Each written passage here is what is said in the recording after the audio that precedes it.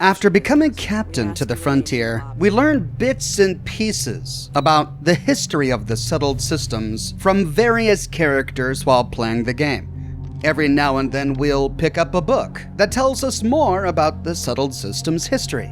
But one of the best places to get a succinct history of the settled systems is in New Atlantis.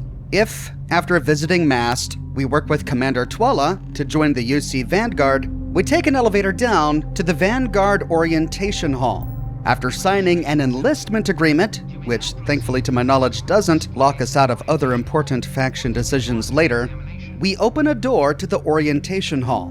Here we find a number of displays that go over the history of the settled systems, starting with the end of Earth. In 2150, humanity learned the Earth's magnetosphere would collapse sometime in the next half-century, eliminating all life on the planet. Decisive action was required, but the secure transport of an entire civilization would demand a new kind of cooperation, a new kind of courage, and a new kind of union. Thus, in 2159, the United Colonies were formed to make that journey possible. Just 1 year later, the Galileo, the first of many colony ships, touched down here on Jemison, beginning a new era of human history, the age of the United Colonies. In that moment, humanity changed forever. Nothing would ever be the same. They must have been scared out of their minds. We can, of course, visit Earth, and if we do, we see that it's a big ball of dust. The atmosphere has been blown away by the sun's cosmic rays. The oceans have all evaporated. No matter where we land, all we see is sand stretching to the horizon. Now we have to bear in mind that this history is being given to us from the perspective of the United Colonies, so it's likely pretty biased in their favor. We'll probably learn a bit more nuance as we begin to work with the Freestar Collective and others a bit later. Moving into the next room, we can activate the next display, New Factions Arise. From their foundation, the United Colonies strove to provide all their citizens with opportunity, security, and peace.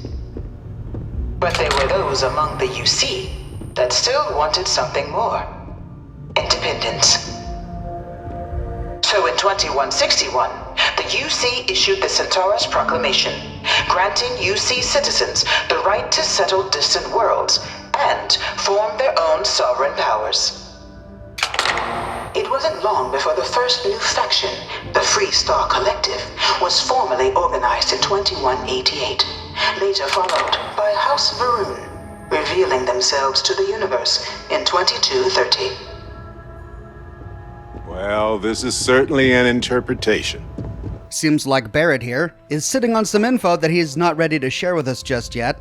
That was just the UC's interpretation. But if it's accurate, it means that the Freestar Collective was formed from UC colonists who wanted independence and split off to form their own faction. But as for House Varun, we've barely heard of them so far. Thankfully, the next display is about House Varun.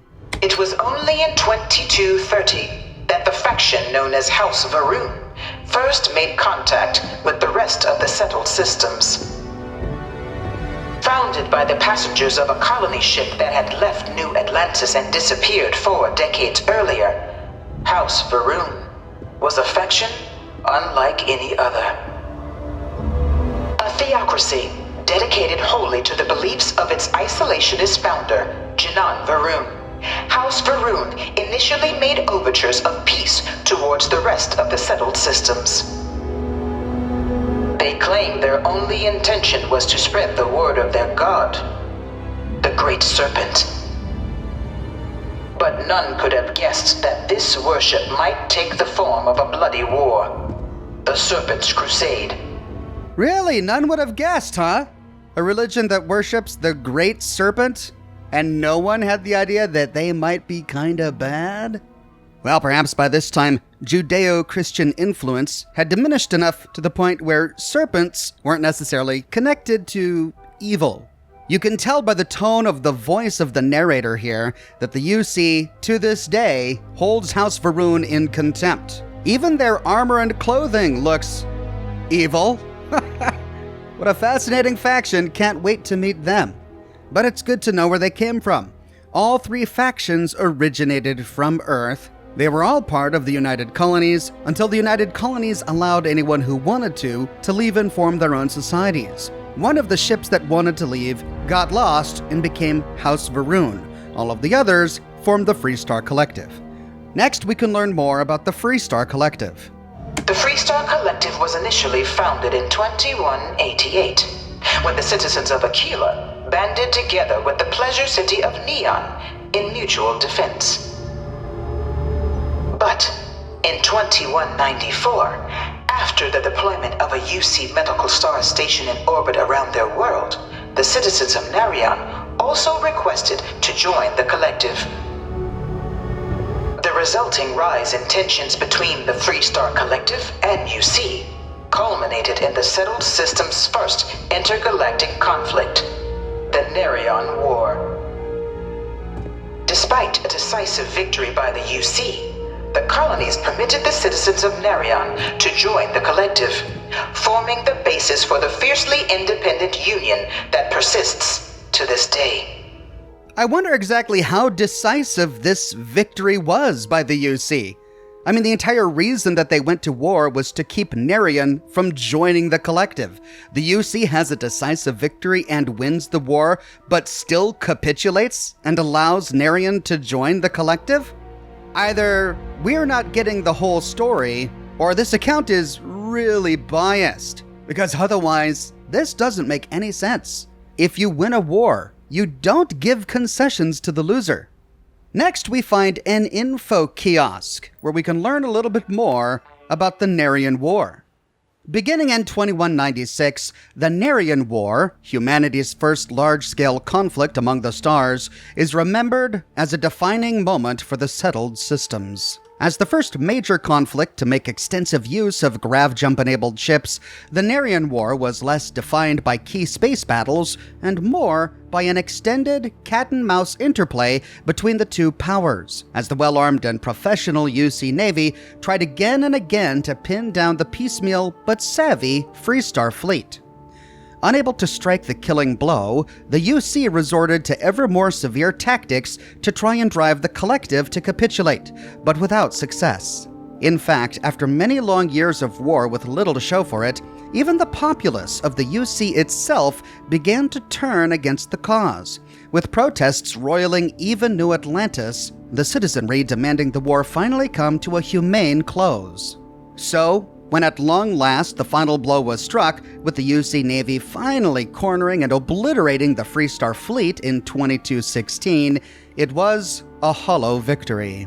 It was from the resulting negotiations, the Treaty of Narion, that the settled systems as we know them today emerged, both literally and figuratively. Despite winning the war, the UC found themselves in an unenviable position, painted as a brutal aggressor, even in their home systems. So, in the spirit of unity and lasting peace, the UC agreed to the demands of the Freestar Collective and the Narion settlers, whose collusion triggered the conflict in the first place, and handed over Narion to the Collective, as they had requested at the start of hostilities, including the Clinic Medical Star Station, creating the Freestar Collective as we know it to this day. In return, the UC demanded two concessions. The first was payment for damages done in the form of mineral rights on multiple worlds across the galaxy. The second, more significant demand was that no great faction may ever colonize more than 3 systems. The UC would have Alpha Centauri, Sol, and Wolf, and the Freestar Collective, Cheyenne, Voli, and Narion. The Freestar Collective agreed to these terms, creating and codifying into law the settled systems as we know them today.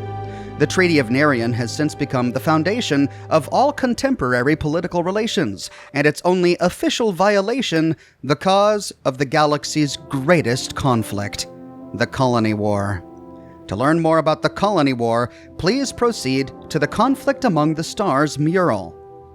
So the UC is explaining that they chose to give concessions to the Freestar Collective in order to fix their reputation, to cast off a reputation of being brutal aggressors, to appease their own citizenry who were tired of the war. That's interesting. It definitely gives us more context, but I don't know if I really buy it. They won the Narion War, but they gave the Freestar Collective everything the Freestar Collective wanted, everything they asked for, and all they got in exchange were mineral rights on some planets across the galaxy and the Collective's assurance that they wouldn't colonize more than 3 star systems. But they also were bound to that same promise. Neither the UC nor the Freestar Collective, according to this treaty, could colonize more than 3 star systems. That doesn't seem like a win to me. Before we move on to learn about the Colony War, we can head to the next display and learn about the Serpent's Crusade.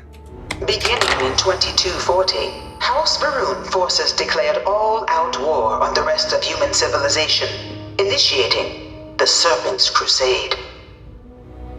Over the next 23 years, thousands of Freestar, UC, and independent souls were killed by agents of House Varun in the name of their Serpent God. It was only with the death of their founder in 2263 and the succession of his heir Jarek that House Varun finally sued for peace.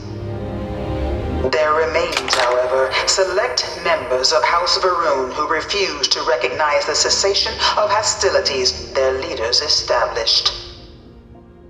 Even after House Varun's mysterious disappearance, these zealots remain a threat to all who encounter them. Their pacification, a goal of all space. How to describe House Varun? Well, imagine a bunch of colonists who set off into the stars ages ago, disappeared, and then re-emerged as a sort of religious society. Faction or cult, whatever you want to call them. They believe in some sort of celestial deity called the Great Serpent. Real nightmare fuel kind of stuff. About 100 years back, they picked a fight with pretty much everyone in the settled systems. I guess your school never covered the Serpent's Crusade, huh? We eventually made peace, sort of. Then they just disappeared. They're out there somewhere, or so folks assume. The ones that attacked us, they were the hardliners, for sure. You meet those guys, you run. You understand me? The UC and the Freestar Collective are enemies, but the UC can reason with the Freestar Collective. Their motivations are understandable: independence, mineral rights. They're enemies, but they can coexist. They can sign treaties. They can kind of work things out. Sounds like House Varun isn't like the other 2 factions. At least they weren't until the death of their founder. Then it looks like House Varun sort of just disappeared due to their isolationist nature. So I suppose that means that if we do bump into any House Varun members, they're likely to be hostile, engaged in a violent crusade across the galaxy. A pacification of all space. Moving forward, we can activate the next one, Conflict Among the Stars. Of the many conflicts between the galaxy's factions, none was more brutal than the recent colony war between the UC and the Freestar Collective. Set off by the unauthorized Freestar colonization of Vesta's Pride in 2308, a direct violation of the Narion Treaty, the colony war spread quickly across the galaxy. Both sides deployed every tool at their disposal. Armadas of warships, mechanized combat platforms, or mechs, even bioengineered alien creatures, the infamous UC xeno-weapons. It was only in 2311 at the Battle of Cheyenne that the scales finally tipped. The Freestar Collective, utilizing their civilian fleet as a human shield, successfully crippled the superior United Colonies Navy. After their shocking victory against the galaxy's greatest navy, the Freestar Collective offered terms of peace, which the colonies, out of an interest in staving off any further human costs, accepted. The galaxy has been rebuilding ever since. Omitting the verifiable facts about a conflict only ensures a repeat performance. And Barrett is right here. This is really hilarious from a UC perspective. They said everything except that the UC lost the colony war, which is what they did. The Freestar Collective defeated the UC fleet by using civilian ships. But the UC is trying to paint that as being inhumane, as if the Freestar Collective was hiding behind civilians when this happened, instead of painting it as heroic that civilians rose to the occasion to defend their people. Then they make it sound as if it was somehow noble and self-sacrificing to agree to cease hostilities. They only did so to prevent further bloodshed. It couldn't be that, they lost. But this one goes back to what we learned about in my last lore video. In that video, we found evidence on some terminals that the Freestar Collective started farming on a planet in a fourth star system. The Freestar Collective claimed that simply farming on that planet didn't violate the Treaty of Narion, but the United Colonies insisted that by setting up agriculture on that planet, they had started a colony. And in this regard, I think I have to agree with the United Colonies on this one. If you start a farm on another planet in another solar system, you've got to create a colony in order to support the farmers. You've got to create infrastructure between that planet and the other star systems. You have, in essence, colonized a fourth star system. So unless we learn something else later that contradicts what we've learned here, the Freestar Collective really did violate the Treaty of Narion. And we learned a lot about the Xeno warfare that the United Colonies was engaged in my last lore video as well, because we explored the lab where all of the initial research that went into those Xeno weapons was done. The Xeno weapons were born out of Project Pet Shop, and it was a group of UC Marines stationed on Mars called the Red Devils who brought these stalkers into combat. It was they who wiped out the Freestar Collective's colony on Vesta's Pride, suffering no casualties in the process. But this is the first time we've learned anything about mechs. Hopefully we'll get to learn more about that as we move on to the next display, the Battle of Nira. Few settled worlds were left untouched by the colony war. But nowhere could the viciousness of modern warfare be seen more clearly than on the Freestar planet of Nira. Initially occupied by invading United Colonies forces as a forward operating position, repeated attempts to take and retake the planet by collective forces led only to devastation. Swaths of the world were transformed into scorched husks, a nightmarish testament to the depths of human ingenuity and human cruelty.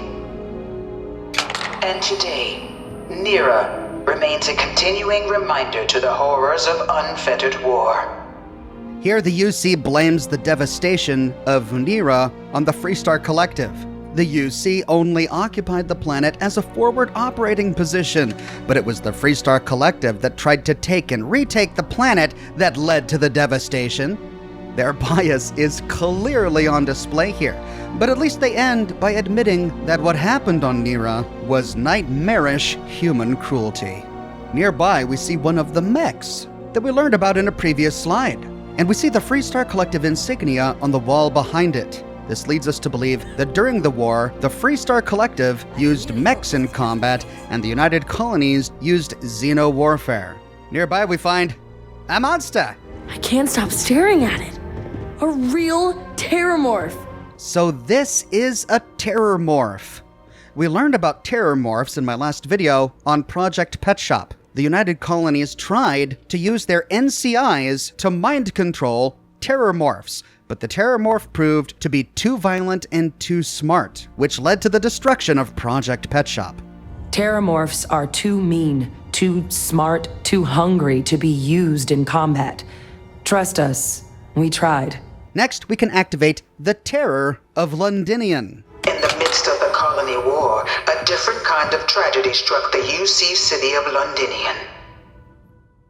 A newly constructed but critical supply center for the United Colonies' war effort, Londinion found itself overrun by one of the galaxy's most mysterious predators, the Terramorph. A rare but pervasive threat to all human-settled worlds, Terramorphs swept over the city, seemingly out of nowhere, on a scale scale never before seen in recorded history. Valiant efforts by the UC military slowed the onslaught, but the creatures proved unstoppable. Ultimately, the decision was made to destroy the Londinion spaceport, sealing off the city, the outbreak, and its citizenry from the galaxy at large. The tragedy of Londinion is mourned by the UC to this day. All 4 of my last science papers have been on terramorphs. We saw what happened to a UC lab when one terramorph ran amok. We can only imagine what Londinion looks like today if it was under siege by an army of terramorphs. But where did the terramorphs come from? And is it just a coincidence that they attacked a brand new UC colony that was a critical supply center for the UC's war effort during the Colony War? Something fishy about that. One of my slates said terramorphs can control people's minds. But that can't be true. Controlling minds? No, surely not. Right? Next, we can move on to learn about the Armistice. After the devastation wrought by the Colony War, the UC and the Freestar Collective came together to ratify a treaty that became known as the Armistice. Both sides agreed to a vast reduction in standing forces, and that xeno-weapons and mech warfare would be outlawed.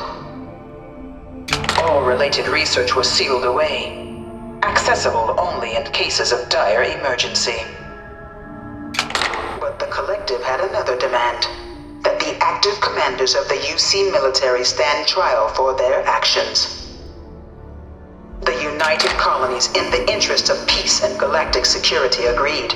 In 2311, 3 United Colonies senior officers were found guilty. Commander Henry Durant, General Indira Rastogi, and Fleet Admiral Francois Sanon, known better as Ve Victus. All were sentenced to death for their actions, bringing the Colony War to a close and returning peace to the galaxy at long last. It was a scary time, to say the least. The Armistice was the only way we could survive. Until the next terrifying weapon, anyway.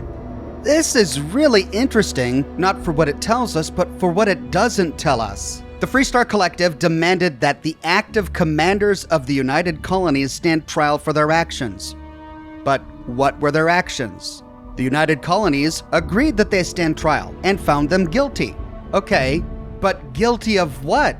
They were sentenced to death for their actions, but again, they don't tell us what their actions were. This was a war where both sides did awful things, a war where both sides used weapons of mass destruction, xenomorphs by the UC, mechs by the Freestar Collective.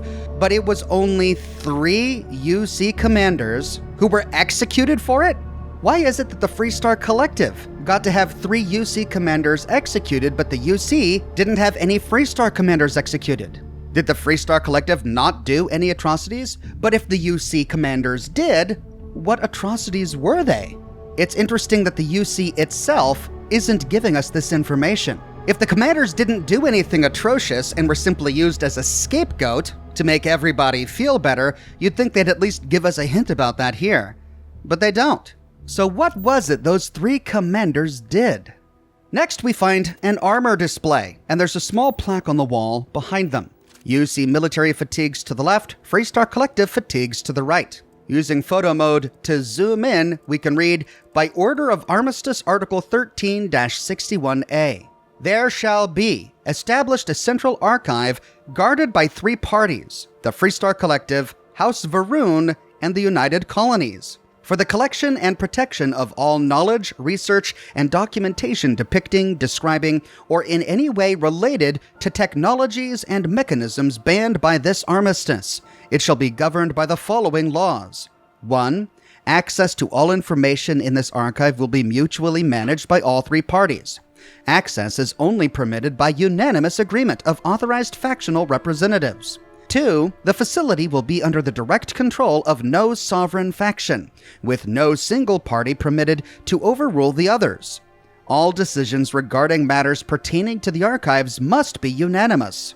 And 3, any attempt at unauthorized access will be considered an act of aggression against all parties.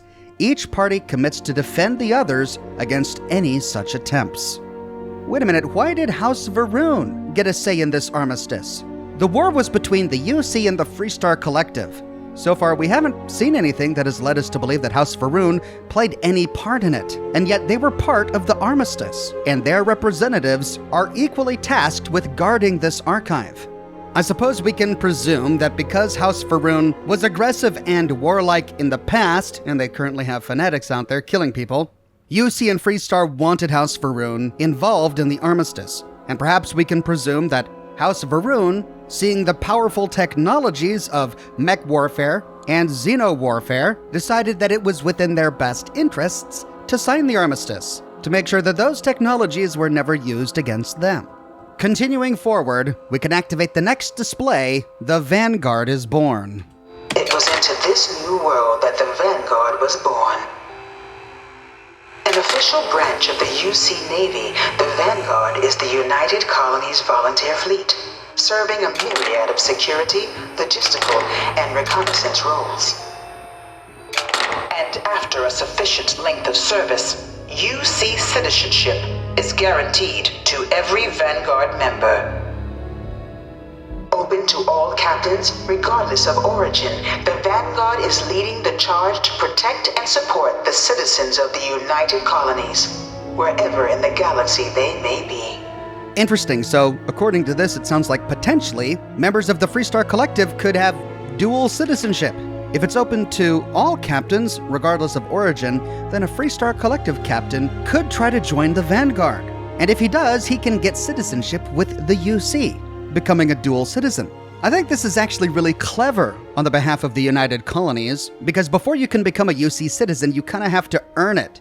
You have to fight for the UC, you have to become comrades in arms with other UC members, and potentially spend several years in that capacity. By the time you actually get your citizenship, it might mean a whole lot to you. You might have lots of friends and brothers in arms at that point, instilling a sort of robust loyalty, so to speak. Continuing forward, we see a cool spaceship on display, but it's not labeled, we don't know what this is. And then we see a great little heroic display here promoting the Vanguard. I love it. And finally, we can end the tour by activating the United Colonies citizen. No one is born a United Colonies citizen. Only through service to the UC can one hope to earn one's citizenship. But the UC prides itself on taking care of its people. Cost of living controls mean citizens pay less than their foreign counterparts for needs big and small. All citizens are issued a grant upon joining to get themselves on their feet. And only UC citizens have the opportunity to purchase property, getting the chance to live in one of the most beautiful cities in the settled systems. By joining the Vanguard today, you too can begin earning your place here, in the heart of galactic civilization, as a citizen of the United Colonies. Ooh, or put another way, if you're not a citizen, you pay higher prices, you don't have access to medical care, and you can't own property. Oh, and yeah, it doesn't matter if your parents are citizens or not. You can't be born a citizen. Even if you're born in New Atlantis, you still have to earn your citizenship. Yikes. But also, smart?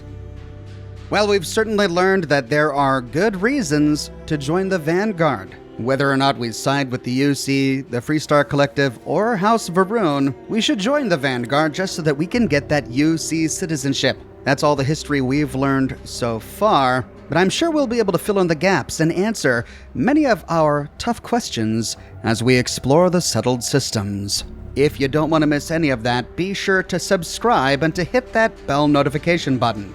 I publish new videos each and every week on my channel, and I have almost daily live streams. I've got a shirt shop with completely unique designs that you can't find anywhere else. My designs come on shirts in a variety of men's, women's, and children's sizes and a wide array of colors. You can find my designs on other items like smartphone cases, pillows, posters, mugs, stickers, prints, etc. So if interested, you can find a link to my shop in the description below, or you can click here.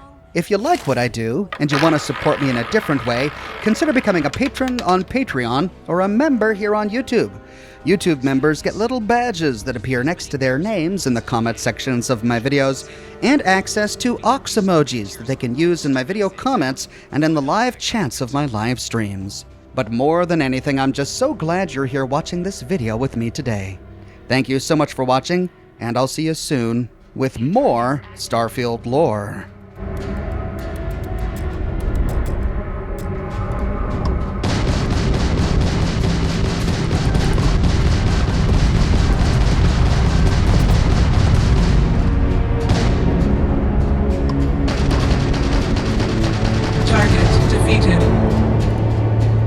All targets eliminated.